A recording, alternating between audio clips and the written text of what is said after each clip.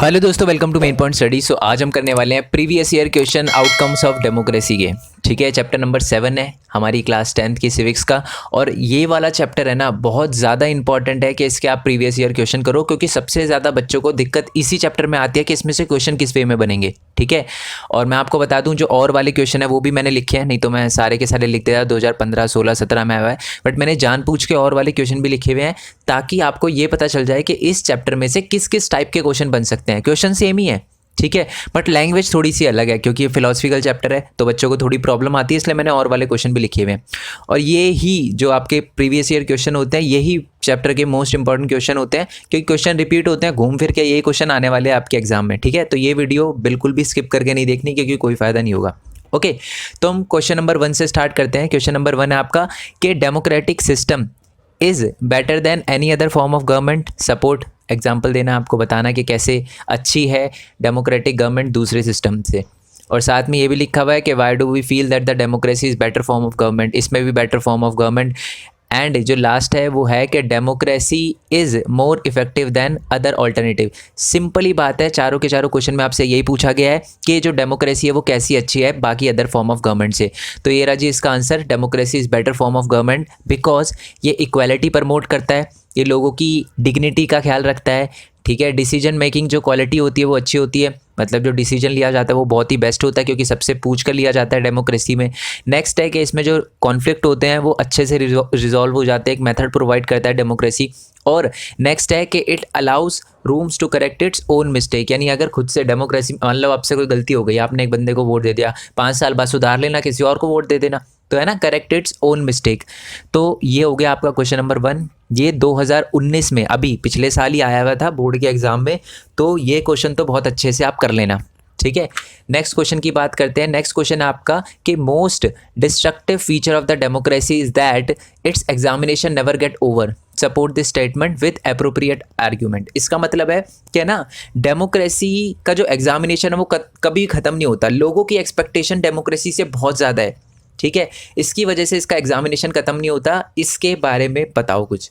तो मैं आपको बता दूं, सबसे पहले तो आपको ये बताना है कि लोगों को जितना बेनिफिट मिल रहा है ना डेमोक्रेसी से, वो और ज़्यादा मांगते हैं। ठीक है, people always come up with more expectation from the democratic setup, और ज़्यादा वो एक्सपेक्टेशन रखते हैं डेमोक्रेसी से। They also have complaint against democracy, वो डेमोक्रेसी के अगेंस्ट कंप्लेंट्स भी करते हैं। अब आप क्वेश्चन देखो, दिमाग में सोचो, क्या आप राजा रानी के अगेंस्ट कोई कंप्लेंट कर सकते हो? बिल्कुल नहीं कर सकते। तो यानी डेमोक्रेसी के अगेंस्ट आप कंप्लेंट कर सकते हो, यानी आपकी एक्सपेक्टेशन डेमोक्रेसी से हाई है, और ये जो कंप्लेंट आप करते हो ये खुद ही में सक्सेस है डेमोक्रेसी के। ठीक है, more and more suggestion and complaints by the people is also a testimony to the success of the democracy. A public expression of dissatisfaction with the democracy show the success of the democratic project. ठीक है, okay जी। अब आते हैं next question पे। ये भी most important question है, 2011 में आया था। 3 चीज़ें बताई थी मैंने कि हमारी जो डेमोक्रेटिक गवर्नमेंट है वो अकाउंटेबल कैसे है, लेजिटिमेट कैसे और रिस्पॉन्सिव कैसे है। ये क्वेश्चन तो आपको अच्छे से ही करना है। तो सबसे पहले आपको पूछा गया है कि हमारी गवर्नमेंट ट्रांसपेरेंसी लाने के लिए क्या क्या कर सकती है। 3 पॉइंट आपको बताने हैं। तो सबसे पहले तो आपको पता होना चाहिए कि ट्रांसपेरेंसी क्या है। इसका आंसर वैसे यही है छोटा सा, बट मैंने ट्रांसपेरेंसी की डेफिनेशन भी लिख दी कि आपको पता होना चाहिए। ठीक है, और ये जो ट्रांसपेरेंसी है वो अकाउंटेबल गवर्नमेंट में आती है। अब ध्यान से सुनना, अकाउंटेबल गवर्नमेंट क्या होता है? Accountable government is government which is answerable और which is required to justify its action और डिसीजन। जो भी गवर्नमेंट हो, जो भी वो डिसीजन ले, वो लोगों को आंसरेबल हो। अगर लोग कोई सवाल पूछते हैं तो उनका जवाब दे, ये होती है अकाउंटेबल गवर्नमेंट। ठीक है, और अकाउंटेबल गवर्नमेंट में ट्रांसपेरेंसी भी होती है। ट्रांसपेरेंसी का मतलब क्या होता है कि लोगों को राइट होता है कि वो देख सके कि गवर्नमेंट जो है सही डिसीजन ले रही है नहीं ले रही, प्रोसीजर के अकॉर्डिंग ले रही है नहीं ले रही, लॉ का ख्याल रखनी है नहीं रख रही। ये सारी की सारी चीज़ें लोग चेक कर सकते हैं, और ये लोगों के पास राइट है। ठीक है, तो इसी को कहते हैं ट्रांसपेरेंसी। ठीक है, और यही राइट टू इन्फॉर्मेशन है, पता ही है जैसे कि आपको। और अब आते हैं मेन क्वेश्चन पे। क्वेश्चन ये था कि आप बताओ कि जो गवर्नमेंट है वो ट्रांसपेरेंसी कैसे इंश्योर कर सकती है। देखो, अगर ये 4 चीज़ें कर रही है गवर्नमेंट, तो आप समझ लेना कि वो ट्रांसपेरेंसी और ये सारी की सारी अकाउंटेबल, रिस्पॉन्सिव और लेजिटिमेट गवर्नमेंट इंश्योर कर रही है। ठीक है, पहली बात तो फ्री एंड फेयर इलेक्शन।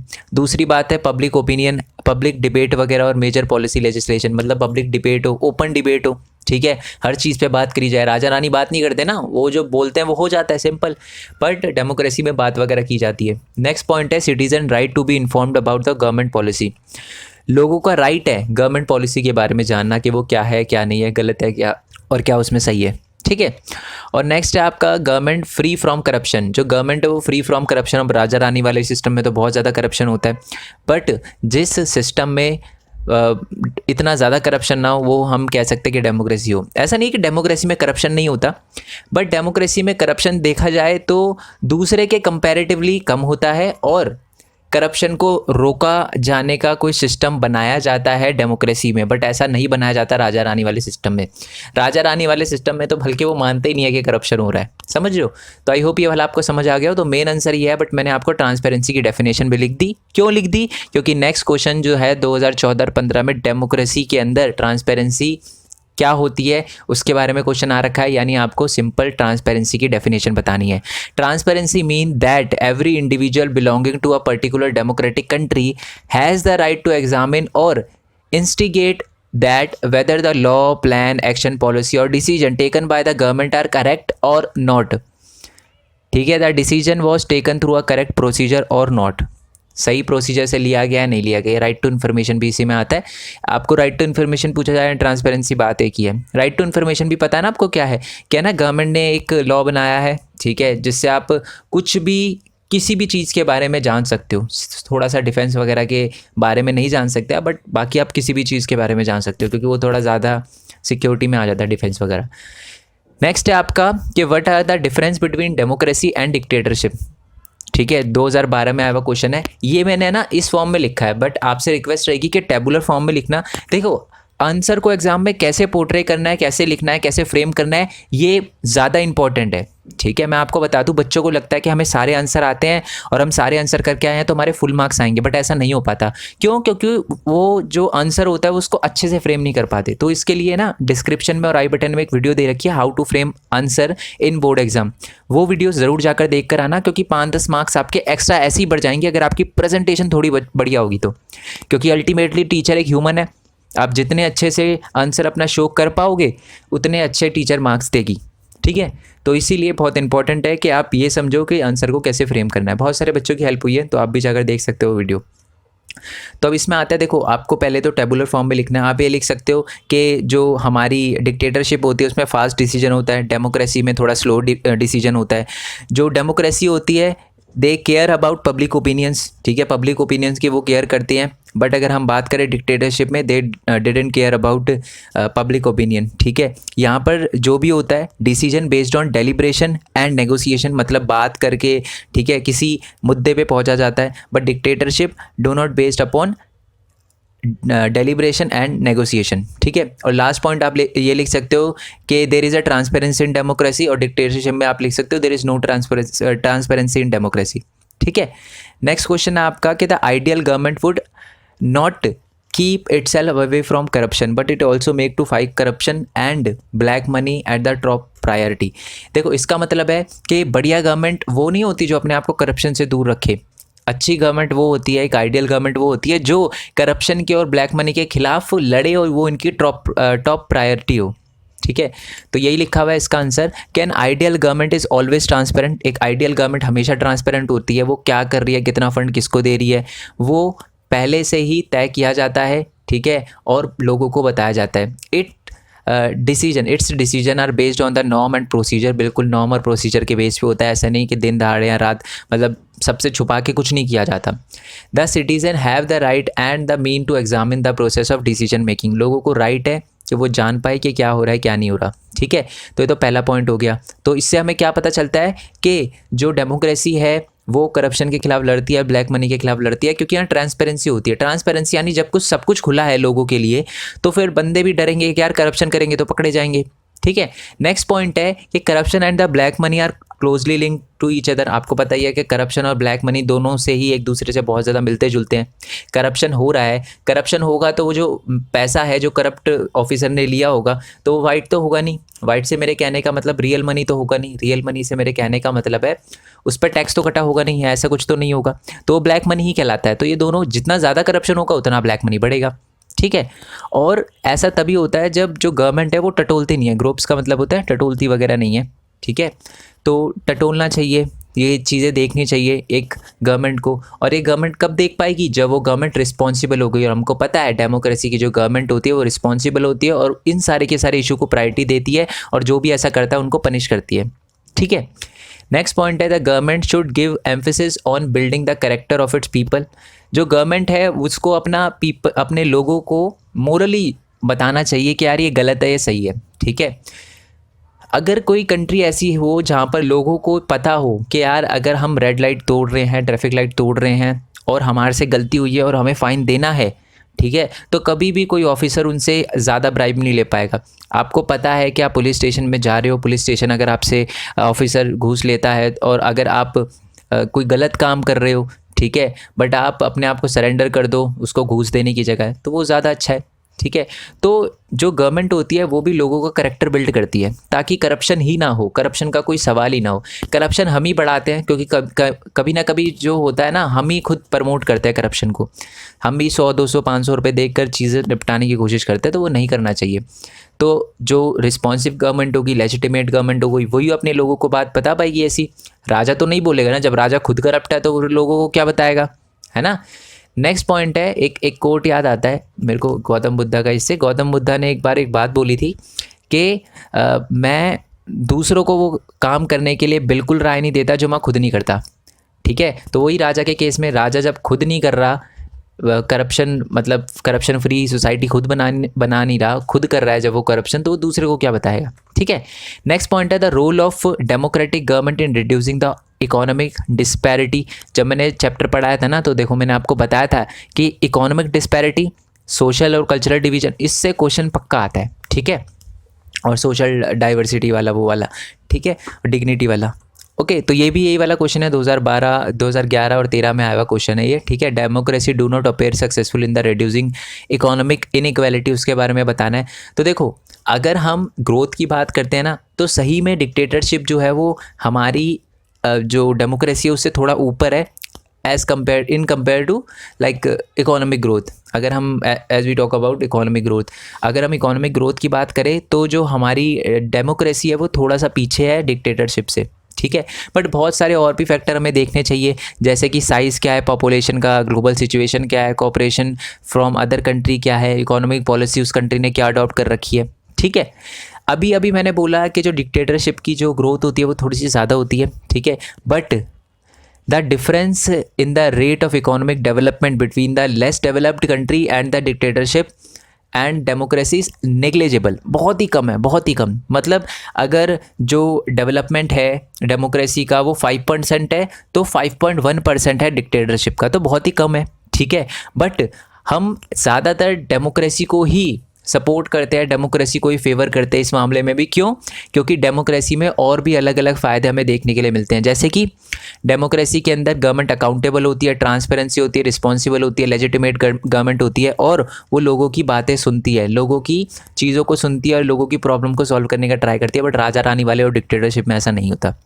ठीक है, इसके बाद ये थोड़ा सा और लिख देना, ये तो लिखने के बाद आपको ये लिखना है कि जो डेमोक्रेसी होती है, democracy is more accountable, transparent, responsive and legitimate government than dictatorship. That's why we prefer democracy over dictatorship. ठीक है, नेक्स्ट क्वेश्चन है आपका कि जो डेमोक्रेटिक गवर्नमेंट होती है वो लेजिटिमेट गवर्नमेंट होती है, सपोर्ट करना अपना आर्ग्यूमेंट। ये सिंपल सा छोटा सा आंसर है।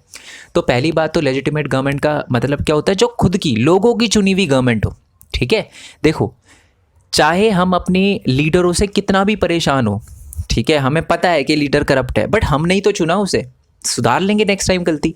तो लेजिटिमेट गवर्नमेंट का मतलब वही होता है जो लोगों की खुद की चुनी हुई गवर्नमेंट हो। ठीक है, अब लोगों ने खुद गवर्नमेंट चुना है तो वो लोग जो है वो गवर्नमेंट को क्रिटिसाइज भी कर सकते हैं, बुरा भी बोल सकते हैं, अच्छा भी बोल सकते हैं, तारीफ कर सकते हैं, बेइज्जती कर सकते हैं, सब कर सकते हैं। पर जो क्या डिक्टेटरशिप वाली गवर्नमेंट होती है, क्या वो एक लेजिटिमेट गवर्नमेंट होती है? बिल्कुल नहीं। आपने थोड़ा ना चुना है राजा को, राजा का बेटा राजा बनेगा, सिंपल। वहाँ पर तो ये सिस्टम चलता है। तो हम नहीं कह सकते कि जो आपकी डिक्टेटरशिप होती है वो एक लेजिटिमेट गवर्नमेंट होती है, पर हम कह सकते हैं कि जो हमारी डेमोक्रेसी होती है वो एक लेजिटिमेट गवर्नमेंट होती है। ठीक है, एक बार रीड कर देता हूँ मैं। People's own government, democratic government is legitimate government. It may be slow हो सकती है, लेस एफिशिएंट हो सकती है, always not very responsive and clean, but democratic government is people's own government, लोगों की खुद की गवर्नमेंट है। दैट्स वाई इसको ना अलग पैराग्राफ में कर देना, ठीक है, जैसे यहाँ से सेकंड पैराग्राफ स्टार्ट कर देना। That's why there is an overwhelming support for the democracy idea of democracy over all the world. People's wish to be ruled by the representative elected by them, as a democratic government is people's own government. They believe that the democracy is suitable for the country as it is a legitimate government. Democracy ability to generate its own support is itself a outcome that cannot be ignored. इसका मतलब है कि democracy खुद के लिए support बनाती है। देखो लोग परेशान है, लोग डेमोक्रेसी से भी परेशान है, ऐसा नहीं है कि वो 100% खुश है, बट लोग चाहते हैं कि कोई ऐसा बंदा हमारे पे रूल करे जिसको हमने चुना हो, ठीक है, क्योंकि वो उसको अपनी तकलीफ़ें बता सकते हैं, बुरी चीज़ बता सकते हैं, अच्छी चीज़ बता सकते हैं। तो यही चीज़ है जो डेमोक्रेसी में बहुत अच्छी है, क्योंकि डेमोक्रेसी में एक लेजिटिमेट गवर्नमेंट है। ओके, नेक्स्ट क्वेश्चन की बात करते हैं। 2016 में, 11 में, 14 में, 12 में, 13 में आया हुआ क्वेश्चन है कि डेमोक्रेसी अकोमोडेट सोशल डाइवर्सिटी, यानी जो डेमोक्रेसी है वो सारे के सारे सोशल ग्रुप को साथ में लाती है और उनकी प्रॉब्लम को सॉल्व करती है। हाउ, आपको बताना है, ठीक है। तो देखो पहली बात तो आपको यहाँ से स्टार्ट करना है, ये मैंने एक्सप्लेन कर रखा था टॉपिक, तो इसलिए मैंने क्वेश्चन लिखा था। तो अब देखो यहाँ से स्टार्ट कर सकते हो कि कोई भी सोसाइटी ऐसी नहीं है जहाँ पर सारे के सारे प्रॉब्लम को सॉल्व करा जा सके, ठीक है। बट जो डेमोक्रेसी है वो एक ऐसा सिस्टम प्रोवाइड करती है, मैकेनिज्म प्रोवाइड करती है जहाँ पर डिफरेंसेस को कम किया जा सके, ठीक है। डेमोक्रेसी इस मामले में बहुत अच्छी है कि वो इन सोशल डिफरेंस को कम करने में बहुत अच्छा सहायता करती है, बहुत अच्छा रोल निभाती है। जबकि हम नॉन डेमोक्रेटिक गवर्नमेंट की बात करें तो बिल्कुल आंख बंद कर लेती है। जो आपने सुना होगा हिटलर के बारे में, वो एक डिक्टेटर था, इतने लोगों को मारा, उसने आंख बंद कर रखी थी, कुछ नहीं कर रहा था वो। तो वही है कि नॉन डेमोक्रेटिक रिजीम है ना, वो हमेशा आंख बंद कर लेती है जब भी कोई ऐसे सोशल डिफरेंसेस की बात आती है। Ability to handle the democracy division and conflict is the plus point of the democratic regime. जो सोशल डिफरेंस होते हैं उनको सॉल्व करने की जो डेमोक्रेसी की खूबी है ना, यही एक प्लस पॉइंट है डेमोक्रेटिक रिजीम का। पर दो चीज़ें होनी चाहिए इसके साथ, ठीक है। अगर आप सोशल कॉन्फ्लिक्ट नहीं चाहते डेमोक्रेसी के अंदर तो ये दो चीज़ें आपको करनी पड़ेगी। पहली बात तो रूल बाय मेजॉरिटी, वो रूल बाय मेजॉरिटी कम्युनिटी नहीं बन जाए। इसका मतलब है मेजॉरिटी कम्युनिटी माइनॉरिटी को साथ में लेकर चले। और यही है, नेक्स्ट पॉइंट ये लिखा है कि ऐसा ना हो कि कोई पर्टिकुलर रिलीजन, रेस वही सबसे ऊपर पहुंच जाए और वही राज करे, ठीक है, कंट्री के ऊपर वही रूल बनाए, ऐसा नहीं होना चाहिए। तो ये दो चीज़ें हैं। नेक्स्ट क्वेश्चन की हम बात करते हैं। नेक्स्ट क्वेश्चन है हमारा 2012 में और 2013 में आया क्वेश्चन है, explain the way in which democracy has succeed in maintaining the dignity and the freedom of citizen. तो वही है, इसमें ना दो एग्जाम्पल दे रखे हैं, ठीक है, मैं बता देता हूँ वो दो एग्जाम्पल कौन से हैं। पहली बात तो एक आपको लेडी का एग्जाम्पल दे रखा है, मतलब वुमेन्स का एग्जाम्पल दे रखा है। वुमेन में क्या है कि डिस्क्रिमिनेशन होता है, ठीक है, डेमोक्रेसी में भी डिस्क्रिमिनेशन होता है। हम ये नहीं कह सकते कि डेमोक्रेसी के अंदर वुमेन्स के साथ डिस्क्रिमिनेशन नहीं होता।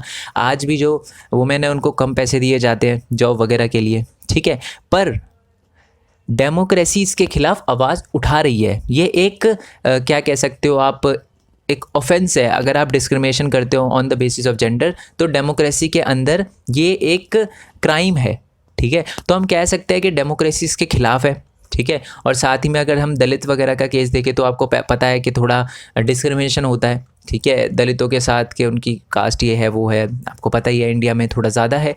तो ये क्या है, ये चीज़ क्या हमारी गवर्नमेंट सपोर्ट करती है, क्या डेमोक्रेसी सपोर्ट करती है? बिल्कुल नहीं। कास्ट, रिलीजन, धर्म के नाम पे ये भेदभाव है ना, डेमोक्रेसी बिल्कुल टॉलरेट नहीं करती। जबकि राजा करता है, राजा औरतों के साथ भी भेदभाव करता है, राजा कास्ट के साथ भी भेदभाव करता है।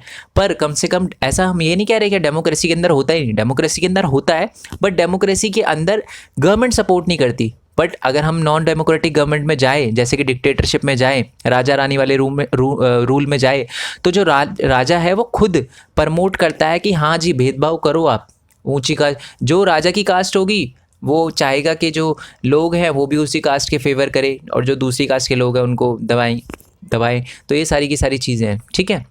तो ये आपको लिखना है, दो एग्जाम्पल लिख रखे हैं।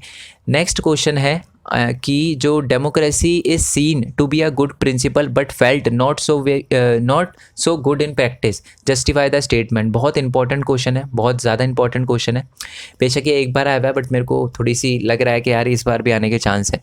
बड़ा सिंपल क्वेश्चन है कि डेमोक्रेसी अच्छी दिखती तो है, मतलब हमने देखा था फर्स्ट क्वेश्चन में, हमने देखा था ये इक्वालिटी प्रोवाइड करती है, अपनी मिस्टेक को सही करने का, कॉन्फ्लिक्ट को ख़त्म करने का ट्राई करती है, पर एक्चुअल में प्रैक्टिकल में ऐसा हो पाता है? तो देखो तो आपको सबसे पहले तो यही लिखना है कि democracy is seen to be good. देखो बिल्कुल सेम लाइन लिखी हुई है ना, but not good in its practice. यहाँ से स्टार्ट करना है कि वी प्रेफर डेमोक्रेसी। हम डेमोक्रेसी को इसलिए प्रेफर करते हैं क्योंकि डेमोक्रेसी के अंदर हमें और भी बहुत सारे राइट मिलते हैं, बोलने का, अपनी एक्सप्रेस करने का, फीलिंग वगैरह राइट मिलता है गवर्नमेंट के सामने। ठीक है, दिक्कत क्या है, हमारी एक्सपेक्टेशन जो है ना गवर्नमेंट से और डेमोक्रेसी से वो बहुत ज़्यादा हाई है। हमें लगता है कि डेमोक्रेसी सारी सोशल, इकोनॉमिक, पॉलिटिकल प्रॉब्लम को सॉल्व कर देगी। ठीक है, बट अगर ऐसी एक्सपेक्टेशन हमारी फुलफिल नहीं हो पाती ना तो हमें दिक्कत आती है। We start the idea of democracy और we start doubting if we are living in a democracy. और अगर ऐसा नहीं हो जा पाता, ये प्रॉब्लम सॉल्व नहीं हो पाती, तो हमें लगता है यार हम डेमोक्रेसी में रह भी रहे हैं नहीं रह रहे। तो ये एक बहुत बड़ी प्रॉब्लम है। तो हमें ये बात समझनी चाहिए कि democracy just a form of government. ठीक है, डेमोक्रेसी एक फॉर्म ऑफ गवर्नमेंट है just. It can only create the condition for achieving something. Citizen have to take advantage of those condition and achieve those goals. मतलब जो लोग हैं उनको उन कंडीशन का फ़ायदा उठाना चाहिए, जो हो रहा है उनका फ़ायदा उठाना चाहिए अपने अच्छे के लिए और अपने गोल्स को पूरा करना चाहिए। डेमोक्रेसी सिर्फ एक रास्ता दिखाती है, रास्ते पे चलना आपका एक काम है। ठीक है, सो आई होप आपको वीडियो अच्छी लगी हो यार। वीडियो अच्छी लगी हो तो लाइक करना, चैनल को सब्सक्राइब करना, जितना हो सके इस वीडियो को शेयर करना। ठीक है, थैंक्स फॉर योर सपोर्ट। 30,000 हमारे क्रॉस हो गए हैं। आई होप जल्दी ही थोड़ा बड़ा नंबर भी हम अचीव करें। ओके, अच्छा एक और बात यार, जो मेरा न्यू चैनल है, मैंने एक न्यू चैनल बनाया, उसका लिंक आपको नीचे डिस्क्रिप्शन में मिल जाएगा और आई बटन पे भी मिल जाएगा और स्क्रीन पे दिख रहा होगा, उस पर 1000 सब्सक्राइबर हैं। बट एक्चुअल में उसमें आप देखोगे ना खोल के 1500 से ज़्यादा सब्सक्राइबर हो गए हैं। ठीक है, अब आप सोचोगे सर ऐसा क्यों हो गया। अब नीचे डिस्क्रिप्शन में लिंक दे रखा है, क्लिक करके देखना। उस पर अभी तक मैंने कुछ वीडियो भी नहीं डाली, फिर भी लोगों ने उसको बहुत ज़्यादा सपोर्ट किया, सब्सक्राइब किया। क्यों? क्योंकि वहाँ पर मैं अपनी यूट्यूब जर्नी के बारे में बताने वाला हूँ और ये बताने वाला हूँ कि एक स्टूडेंट यूट्यूब से और बहुत अलग अलग प्लेटफॉर्म से कैसे अर्न कर सकता है। ठीक है, और आपको पता ही है पैसे से रिलेटेड थोड़ी बहुत प्रॉब्लम आती है, तो वो ना है, उसी के लिए मैंने वो चैनल बनाया। तो वो चैनल जाकर आप सब्सक्राइब कर देना, बेल आइकन दबा देना, जिससे मैं पहली वीडियो, क्योंकि मैं पहली वीडियो में ही धमाका मचाने वाला हूँ, तो पहली वीडियो का नोटिफिकेशन आपके पास आ जाए। इसी के लिए आप नोटिफिकेशन बेल दबा देना सब्सक्राइब करने के बाद। और नीचे ना बेल आइकन दे रखा होता है, घंटा सा बना होता है, उसको दबा देना। ठीक है, और इस चैनल को भी सब्सक्राइब करके नोटिफिकेशन बेल दबा देना। नोट्स वगैरह के लिए आप टेलीग्राम चैनल पे जा सकते हो। ठीक है, और बाकी आप चाहो तो मेरे को इंस्टाग्राम, फेसबुक वगैरह, ट्विटर वगैरह पे फॉलो कर सकते हो। बाकी नेक्स्ट वीडियो के लिए स्टे ट्यून्ड, तब तक के लिए थैंक यू सो मच। अच्छा एक और बात यार, हिस्ट्री के मोस्ट इंपॉर्टेंट क्वेश्चन, ठीक है, यानी प्रीवियस ईयर क्वेश्चन के video, each and every chapter for CBSE students. साथ ही में आपके जियोग्राफी की बात करें, सिविक्स की बात करें, अब इकोनॉमिक्स का भी मैं स्टार्ट कर दूँगा। उन सबका लिंक आपको नीचे डिस्क्रिप्शन में मिल जाएगा। चैप्टर का एक्सप्लेनेशन भी, इस चैप्टर का एक्सप्लेनेशन भी, और साथ ही में बाकी जितने भी चैप्टर हैं सीबीएसई के सिलेबस के अकॉर्डिंग, उसके एक्सप्लेनेशन भी नीचे डिस्क्रिप्शन में मिल जाएगा। अगर आपने चैप्टर नहीं समझा और थोड़ा सा टाइम है आपके एग्जाम में, तो पहले चैप्टर समझ के आना। ठीक है, इससे चीज़ें अच्छे से क्लियर हो जाएगी आपको। ओके यार, सो नेक्स्ट वीडियो के लिए स्टे ट्यून्ड, तब तक के लिए थैंक यू सो मच। जय हिंद, जय भारत, वंदे मातरम, and once again thanks for your support.